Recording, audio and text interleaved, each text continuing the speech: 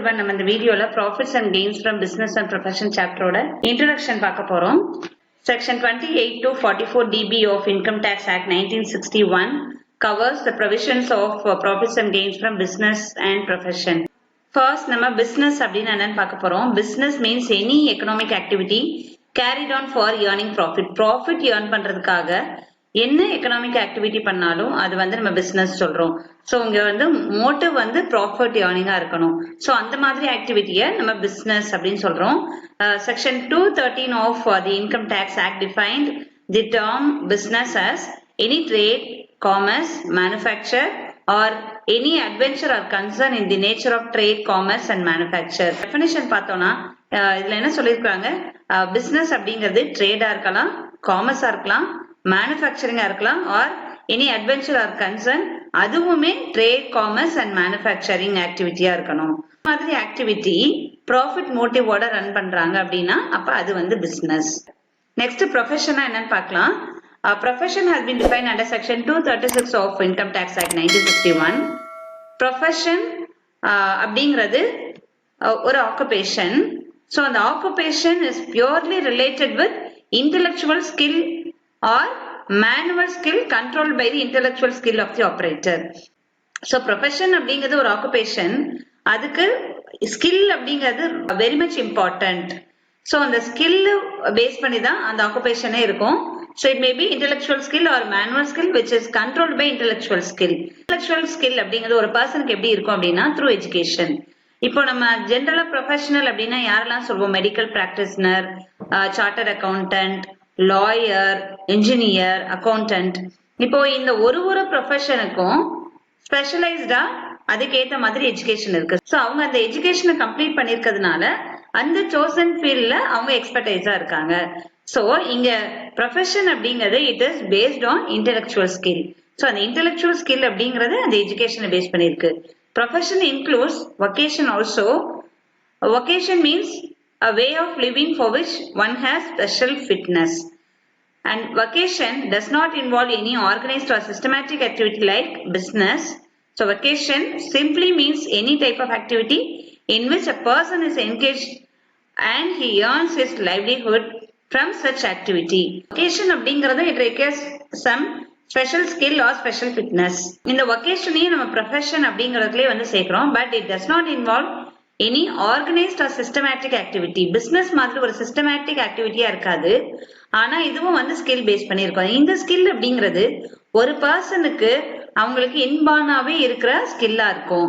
வேற ப்ரொஃபஷன் அப்படிங்கிறது intellectual skill base பண்ணி இருக்கும்னு பார்த்தோம் இல்லையா, அது வந்து எஜுகேஷன் பேஸ் பண்ணி வர ஸ்கில்ஸ் அப்படிங்கிறதுக்கு சில எக்ஸாம்பிள் பார்த்தோம். இப்போ நம்ம எக்ஸாம்பிள் பார்த்தோம்னா சிங்கர், டான்சர், ஆர்டிஸ்ட் இவங்களையும் நம்ம வந்து ப்ரொஃபஷன் அப்படின்னு தான் சொல்லுவோம். பட் இது வந்து ஒரு எஜுகேஷன் பேஸ் பண்ணி வர்றது கிடையாது, இன்பானாவே அவங்களுக்கு இந்த ஸ்கில்ஸ் எல்லாம் வந்து இருக்கும். ஸோ இவங்களையும் நம்ம ப்ரொஃபஷன் அப்படின்னு தான் சொல்றோம். இதுல இருந்து வர்ற ஆக்டிவிட்டியும் it is treated as professional income and it is taxable under this head.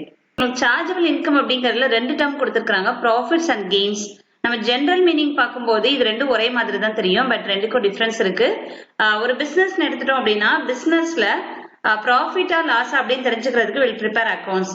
So அந்த அக்கௌண்ட்ஸ்ல ப்ராஃபிட் அப்படிங்கிறது excess of income over expenditure, whereas gains is an income or result from an incidental event or transactions.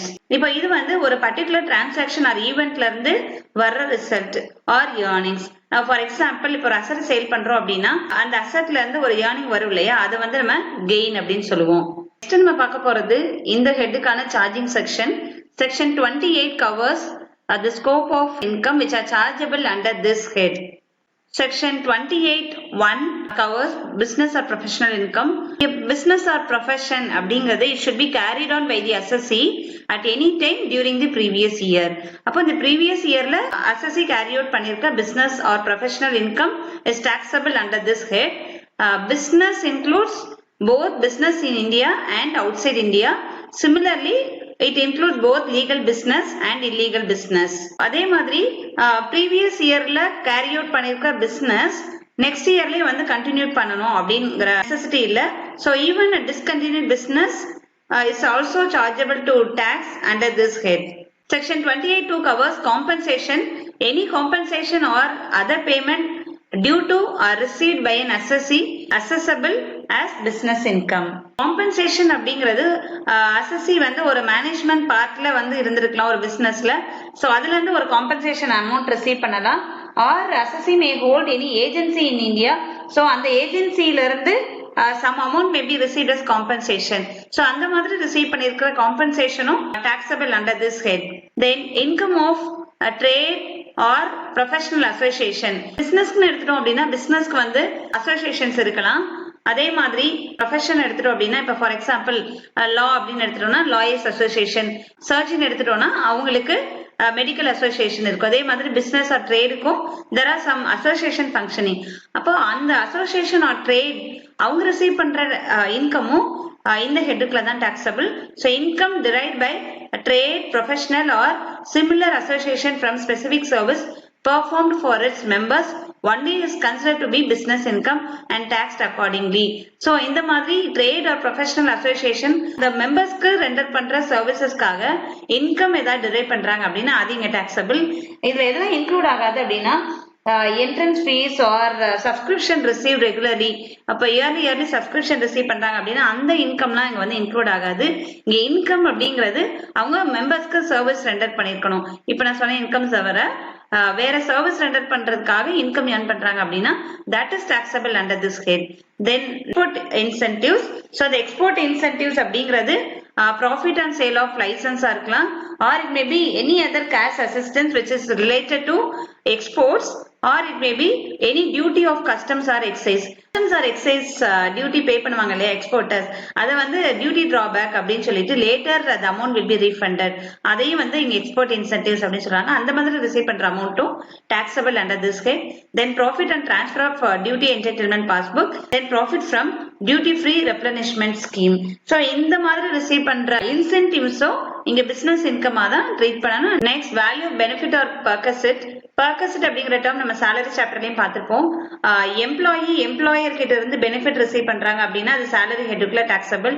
இப்ப அதுவே வந்து assessee business related person or profession related person அவங்க client கிட்ட இருந்தோ or any other person who are related to business அவங்க கிட்ட இருந்து benefit receive பண்றாங்க அப்படின்னா அப்ப அத வந்து நம்ம பிசினஸ் ஹெட்டுக்குள்ள சார்ஜபிள் இன்கமா ட்ரீட் பண்ணிக்கணும்.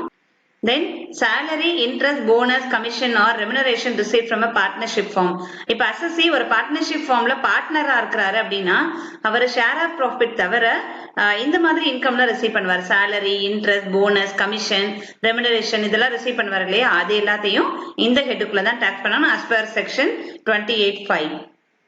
Then any amount received under certain agreement for not to carry on business or profession. So assessee வேற ஒரு பர்சன் கிட்ட அக்ரிமெண்ட் போட்டு அந்த அக்ரிமெண்ட் மூலமா அமௌண்ட் ரிசீவ் பண்றாங்க. சோ அந்த அக்ரிமெண்ட் எதுக்கு அப்படின்னா not to carry on business or profession, இந்த பிசினஸ் ஆர் ப்ரொஃபஷனை கேரி பண்ண போறது இல்ல அப்படிங்கிற ஒரு மோட்டிவோட அமௌண்ட் ரிசீவ் பண்றாங்க அப்படின்னா that is also chargeable under this head. Speculation business பத்தி நீங்க கேள்விப்பட்டிருப்பீங்க. It is something related to shares or securities. Speculation பிசினஸ்ல ஜெனரலா என்ன பண்ணுவாங்க அப்படின்னா ஆக்சுவலா இந்த ஷேர்ஸ் ஆர் செக்யூரிட்டிஸை டிரான்ஸ்ஃபர் பண்ண மாட்டாங்க. Just they will have an agreement. இப்ப ஃபியூச்சர்ல ஒரு பர்டிகுலர் டேட்ல இவ்வளவு அமௌண்ட்டுக்கு இந்த செக்யூரிட்டியை வாங்கிக்கிறேன் அப்படின்னு சொல்லிட்டு ஒரு கான்ட்ராக்ட் போட்டுக்குவாங்க. சோ அந்த கான்ட்ராக்ட் மூலமாவே இன்கம் ஏர்ன் பண்றாங்க அப்படின்னா அது ஸ்பெகுலேஷன் பிசினஸ் அப்படின்னு சொல்லுவோம். இங்க ஆக்சுவலா டிரான்ஸ்ஃபர் எதுவுமே நடக்காது. Just contract will be passed between two persons. Then profit received from an illegal business. இது நம்ம ஆல்ரெடி ஒரு பாயிண்ட்ல பார்த்தோம். So Income Tax Act does not make any difference between legal and illegal business. So even if a person receive income from illegal business, that is also chargeable under this head. Amount received under a Keyman insurance policy. So Keyman அப்படின்னா ஒரு கம்பெனில யார சொல்லுவோம் அப்படின்னா அந்த கம்பெனில ரொம்ப important person management லெவல்ல இருப்பாங்க இல்லையா, அவங்களுக்கு கம்பெனி இன்சூரன்ஸ் பாலிசி எடுப்பாங்க. ஏன்னா அவங்க அந்த கம்பெனிக்கு ரொம்ப இம்பார்ட்டன்ட் அப்படிங்கிறதுனால ரிஸ்க் கவர் பண்றதுக்காக insurance policy will be taken on such important person. அந்த பாலிசியை தான் என்ன சொல்லுவோம்னா கீமன் இன்சூரன்ஸ் பாலிசி அப்படின்னு. அந்த மாதிரி கீமன் இன்சூரன்ஸ் பாலிசில இருந்து அந்த பிசினஸ்க்கு ஏதாவது அமௌண்ட் வருது including bonus, so that amount is also chargeable to tax under this head as per section 28(6). Transfer of assets specified under section 35(AD) in certain circumstances. Any sum received or receivable on account of any capital asset other than land, goodwill or financial instrument being demolished, destroyed, discarded or transferred. shall be chargeable to tax under this head. If the whole of the expenditure on such capital asset has been allowed as a deduction under section 35AD. section 35AD அப்படிங்கிறது specified business குள்ள வரும். So அந்த business குள்ள expenditure claim பண்ண ஒரு capital asset இப்போ destroy பண்றாங்க or demolish பண்றாங்க, discard பண்றாங்க or transfer பண்றாங்க அப்படின்னா அப்ப அதுல இருந்து வர்ற gain or the amount received such transfer is taxable under this head as a business income. Next நம்ம பார்க்க போறது பிசினஸ் இன்கம் கம்ப்யூட் பண்றதுக்கான ப்ரொசீஜர். இது ஒரு சிம்பிள் ஃபார்மட் தான், பட் இதுக்குள்ள உள்ள ப்ரொவிஷன்லாம் நம்ம டீடைலா இன்னும் அப்கமிங் வீடியோல பார்க்க போறோம். ஜெனரலா பிசினஸ்க்கு அக்கௌண்ட் அப்படிங்கிறது என்ன இருக்கும்? Profit and loss account. So அந்த ப்ராஃபிட் அண்ட் லாஸ் அக்கௌண்ட்டை பேஸ் பண்ணி தான் இந்த பிசினஸ் இன்கம் நம்ம இங்க கம்ப்யூட் பண்ண போறோம். First we have to write net profit as per profit and loss account.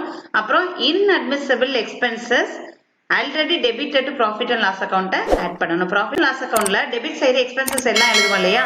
அப்ப அந்த debit side பார்க்கணும். loss accountல debit ஆகி இருக்கிற expensesல எதெல்லாம் inadmissible expensesோ அது எல்லாத்தையும் add பண்ணனும்.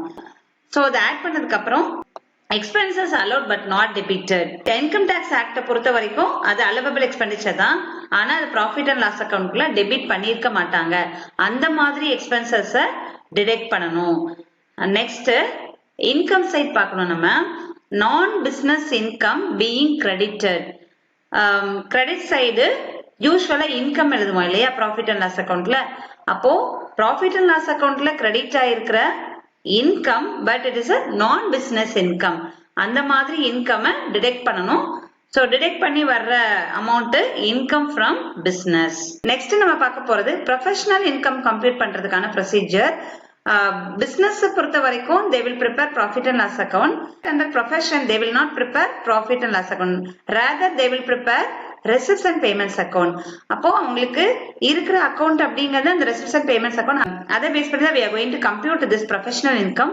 எதெல்லாம் professional incomeோ அது எல்லாத்தையும் நம்ம எடுத்து டோட்டல் பண்ணிக்கணும். சோ அந்த receipts side நம்ம பார்த்தோம் அப்படின்னா அதுல incomes எல்லாம் இருக்கும். அந்த incomes அப்படிங்கிறது that will include professional income as well as non-professional income. But இந்த கம்ப்யூட்டேஷனுக்கு நம்ம professional income மட்டும் எடுத்து எழுதிக்கணும். அதுல இருந்து professional expenses டிடெக்ட் பண்ணணும். receipts and payments accountல payment side expenses எல்லாம் இருக்கும் இல்லையா, அந்த expenses அப்படிங்கிறது that include both professional and non-professional expenses. அதுல நம்ம professional expenses மட்டும் இங்க மைனஸ் பண்ணிட்டோம் அப்படின்னா பேலன்ஸ் வருது income from profession. இந்த ஃபார்மேட்டை பேஸ் பண்ணி அப்கமிங் வீடியோல நம்ம ப்ராப்ளம் ஒர்க் அவுட் பண்ண போறோம். ப்ராப்ளம் பார்த்தா இன்னும் உங்களுக்கு ஒரு கிளாரிட்டி இருக்கும்னு நினைக்கிறேன். Thank you for listening.